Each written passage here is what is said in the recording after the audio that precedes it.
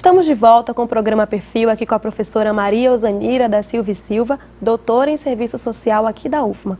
Professora, suas produções científicas são marcadas pela reflexão acerca da pobreza e do enfrentamento desta através de políticas públicas de transferência de renda.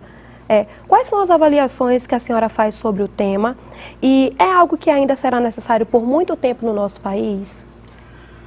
Olha, os programas de transferência de renda, de fato, têm sido objeto da minha preocupação em termos de pesquisa, de investigação, da minha preocupação e dos grupos de pesquisadores nos quais eu sou inserida, né, que a gente vem desenvolvendo esses estudos dessa natureza desde 1995, quando foi criado o primeiro programa de transferência de renda na cidade de Campinas.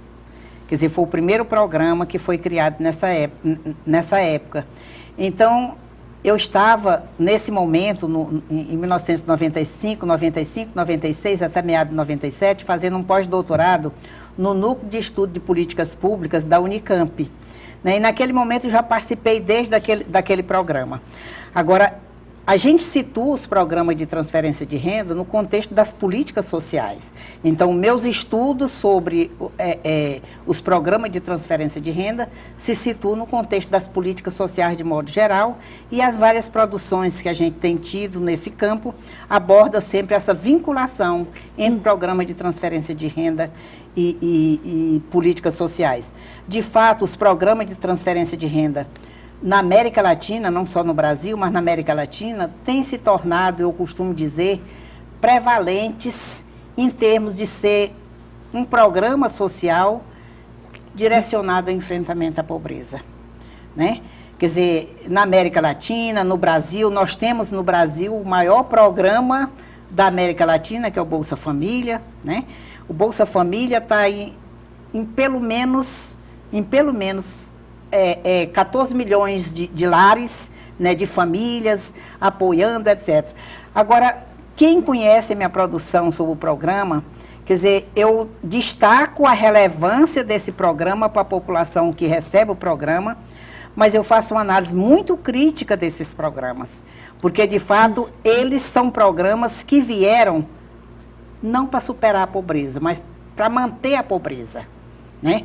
Uma família, quando atinge um nível muito elementar, muito baixo de renda, sai dos programas de transferência de renda. Quer dizer, são programas que aliviam, como eles mesmos colocam, aliviam a pobreza, mas eles não superam a pobreza. Então, a minha aspiração, a minha luta social, a minha luta acadêmica é para se ter uma nova sociedade. Então, esses programas podem ser importantes como um passo, mas não como um fim em si mesma, porque, de fato, todas as análises, né, inclusive esse livro aqui que eu publiquei, foi o último livro aqui que eu coordeno, Programa de Transferência de Renda na América Latina e no Caribe, nós fazemos a caracterização, o levantamento de todos os programas de transferência de renda que estão em implementação na América Latina e no Caribe, e nós discutimos questões importantes. Qual é a concepção de pobreza que esses programas têm? Qual é o público-alvo desses programas? Que impacto esses programas têm produzido nessa população?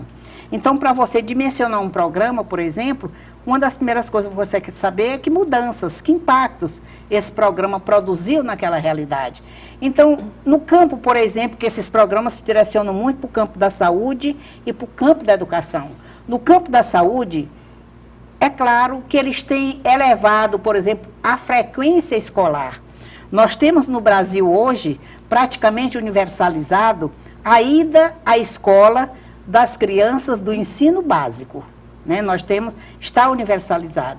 O ensino médio ainda está muito longe, o ensino universitário tem avançado, mas tem avançado muito pouco. Então, quer dizer, no campo da saúde, as crianças vão... buscam vacina, buscam atendimentos básicos, a gestante busca fazer um pré-natal, mas são ainda ações muito limitadas e toda uma discussão muito grande em termos do acesso que essas populações têm a esses programas. Como todos nós assistimos diariamente na televisão, por exemplo, a questão do acesso ao atendimento à saúde, quer dizer, A própria educação, se está universalizado um determinado nível do ensino no Brasil, por exemplo, mas a qualidade desse ensino.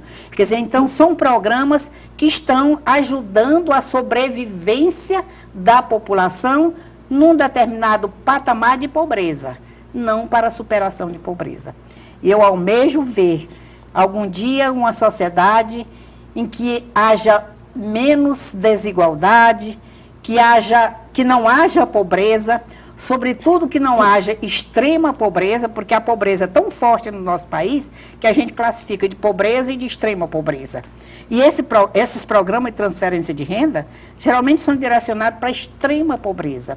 Então, que a gente não precise mais desses programas, que haja espaço de atuação profissional, porque os beneficiários desses programas e várias pesquisas que eu tenho participado, que eu tenho coordenado, eles são muito claros em dizer que preferem, que gostariam de ter uma oportunidade de trabalho. Embora haja todo um discurso, né, um discurso preconceituoso de que quem está no Bolsa Família não quer trabalhar, quem está nesses programas, muito pelo contrário, eles estão nesses programas pela contingência da vida deles, mas o que eles queriam mesmo era participar da sociedade, ser inserido no trabalho, ter usufruto das condições que a sociedade moderna oferece.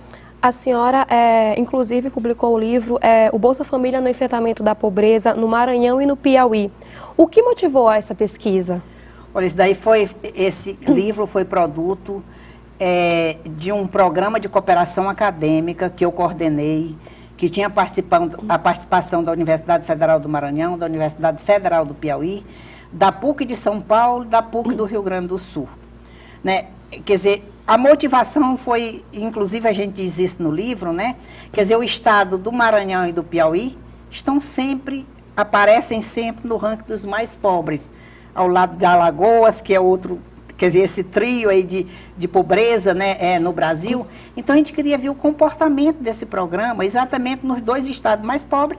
E depois nós somos do Maranhão e nós temos feito outras pesquisas sobre Bolsa Família no estado do Maranhão, temos outras produções, inclusive no site do GAEP, que é nosso grupo de pesquisa, a gente tem resultado de outras pesquisas realizadas no estado do Maranhão. Então, o foco do estado do Maranhão e do estado do Piauí é pelo fato de serem esses dois estados considerados e continuam, né? Entra estatística, sai estatística, eles continuam sendo os estados mais pobres da federação. Então, essas seriam as características comuns aos dois estados? Sim, sim. E quais foram os elementos diferenciadores que a senhora percebeu nessa pesquisa dos dois estados? Há uma diferença entre os dois? Não, eu não diria diferença, né? Não há propriamente uma diferença. Quer dizer, porque o programa, assim, a grande diferença, eu acho que é importante destacar isso, só para você ter ideia, o estado do Maranhão, inclusive, saiu a PNAD contínua antes de ontem, né? Mais uma vez, reafirmando o nível de pobreza do estado do Maranhão, como o estado mais pobre do Brasil, né?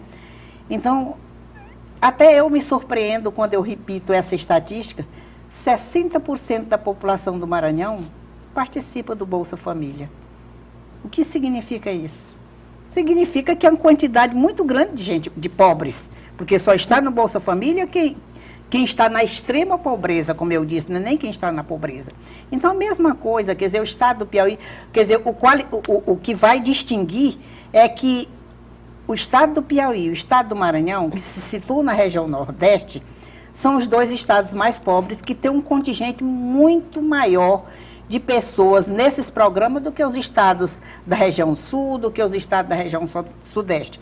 Se você pega a região Nordeste como um todo, por exemplo, ontem mesmo eu levantei essa estatística, 50,3% da população atendida pelo Bolsa Família vive na região Nordeste. Nós temos 5 regiões no país. Então, na região Nordeste, nós temos a metade das pessoas que estão inseridas nesse programa.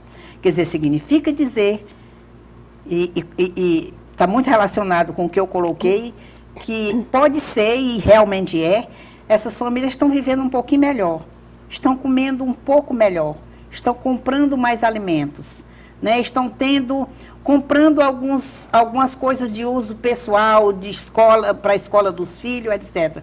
Mas continuam na pobreza, porque continuamos com 50% de famílias inseridas no Bolsa Família moram na região Nordeste. E no Maranhão, 60%. É o estado brasileiro que tem um contingente populacional maior inserido nesse programa. Professora, a gente agradece a sua entrevista, foi um prazer receber a senhora aqui no nosso programa.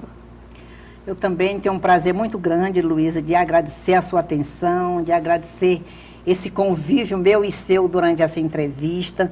E eu também me dirijo à sociedade maranhense, à sociedade brasileira, cumprimentando a todos e especialmente me dirijo aos professores e aos alunos da Universidade Federal do Maranhão, especificamente do Programa de Pós-Graduação em Políticas Públicas.